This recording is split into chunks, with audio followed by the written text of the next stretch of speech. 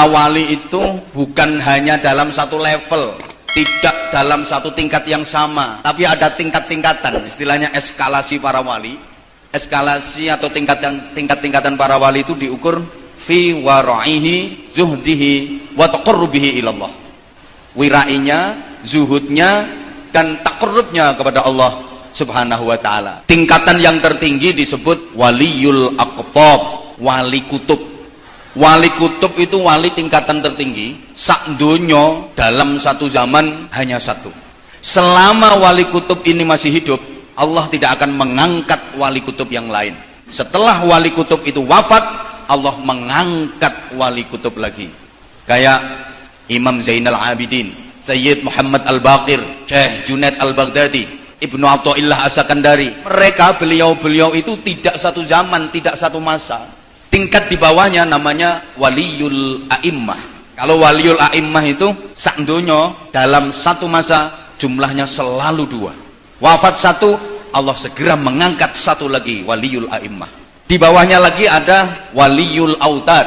Waliyul autad itu dalam satu masa sak donya jumlahnya selalu 4. Kemudian di bawahnya ada waliyun nuqaba, jumlahnya selalu 7 dalam satu masa, sak donya jumlahnya 7. Di bawahnya lagi ada namanya waliyun nujaba, itu jumlahnya selalu 12. Di bawah itu ada waliyul abdal yang jumlahnya selalu 40. Kalau para wali itu ukurannya dari wirai, zuhudnya, dan taqarrubnya kepada Allah, sedangkan tabaqatil ulama, eskalasi para ulama itu tidak diukur fi wara'ihi wa zuhdi wa taqarrubi ilallah, tapi diukur fi mautihi. Eskalasi para ulama itu diukur dari kematiannya. Makanya kalau kita membaca karya sebuah kitab, pasti nanti di situ akan dicantumkan pengarangnya siapa dan disebutkan al-mutawaffa, tahun wafatnya. Kayak contoh kitab Fathul Mu'in, itu pengarangnya Syekh Zainuddin Al-Malibari. Malibari itu India bagian barat. Itu nanti akan ditulis pengarangnya Syekh Zainuddin Al-Malibari Al-Mutawaffa, tahun wafatnya. Ibnu Hajar Al-Asqalani Al-Mutawaffa, Ibnu Hajar Al-Haytami Al-Mutawaffa, Jalaluddin As-Suyuti Al-Mutawaffa, pasti Jalaluddin Al-Mahalli Al-Mutawaffa. Yang disebut adalah tahun kematiannya. Jadi kalau ada kitab di situ kok dituliskan pengarang terus Al-Maulid, itu percetakannya ngawur namanya. Karena eskalasi para ulama itu memang diukur dari kematiannya. Mana ulama yang wafat lebih dulu itu dianggap lebih maju, lebih utama, dan lebih keren. Sering saya sampaikan di mana-mana sebagai gambaran. Ada dua tokoh besar ulama yang dua-duanya ini keluar dari pakem. Karena kalau ulama itu ada pakem, adik-adik.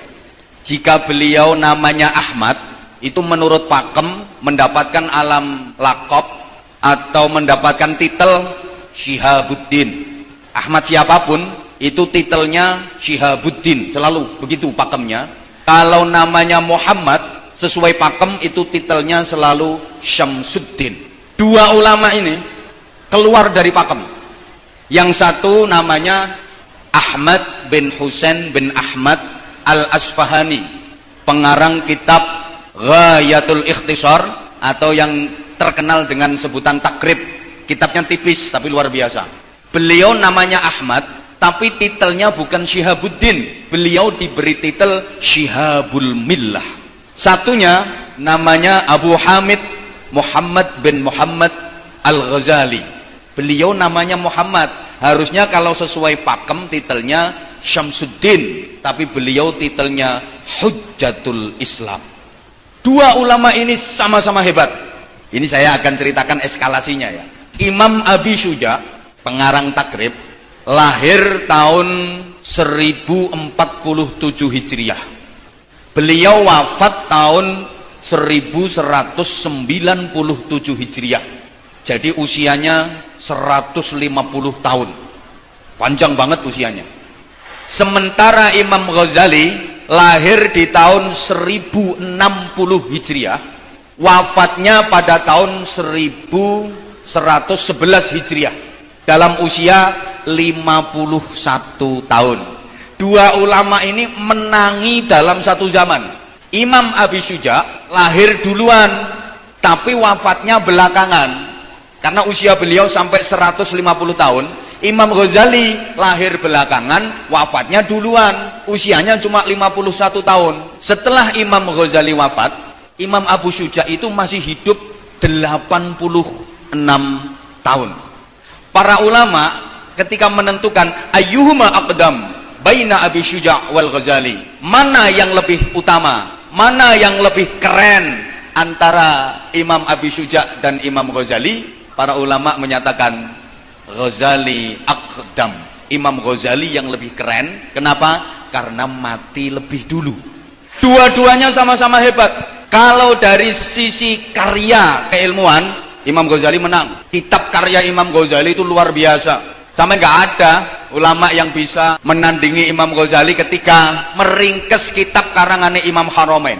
Imam Haramain itu punya kitab yang misalnya ditumpuk itu dari sini sampai tembus plafon situ, saking tebelnya kitabnya. Itu diringkes sama Imam Ghazali jadi 3 kitab, Al-Wajiz, Al-Wasid, dan Al-Basid. Tapi kalau dari segi riyadhah menang Imam Abu Syuja. Dari tingkat riyadhahnya Imam Abu Syuja lebih hebat.